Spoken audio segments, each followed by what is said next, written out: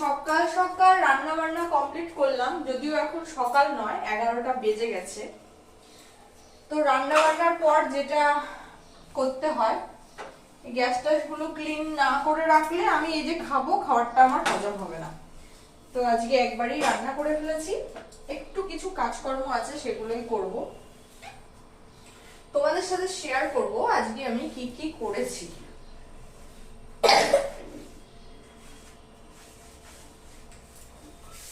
আমার মনে হয় রান্না বান্না করে, যেহেতু ঘরের মধ্যেই তো কিচেনটা, বাইরে রান্না করলে এই জিনিসগুলো করতে হয় না, তো একই ঘরের মধ্যে তো আমার মানে কি বলবো, খুব অস্বস্তি ফিল হয় যদি না সব ক্লিন থাকে। তো চলো তোমাদের সাথে দেখাই যে কি কি রান্না করেছি আজকে। এখানে রয়েছে সাদা ভাত,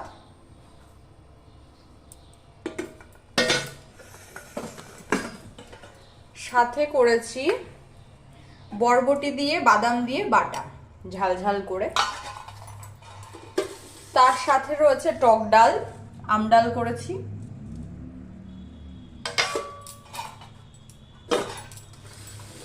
আর সাথে করেছিলাম বেগুন ভাজা, যেটা কিন্তু আমি অন্য কাজ করতে গিয়ে হালকা হালকা পোড়া পোড়া লেগে গেছে, যাই হোক। আর আজকে মামামের আবদারে রয়েছে ডিমের কারি।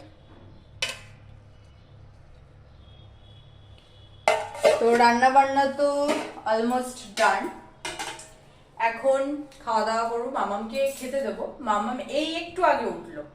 যাই হোক, তোমরা কে কি করছো জানো, আর সানডে মানে আমাদের তো ছুটি থাকে না। রান্না কমপ্লিট করেছি কারণ অন্য কাজ করব বলে, ঘরের অনেক কাজ থাকে যেগুলো পেন্ডিং থাকে, সারা সপ্তাহ করা হয় না, তো সেইগুলোই টুকটুক করে করব।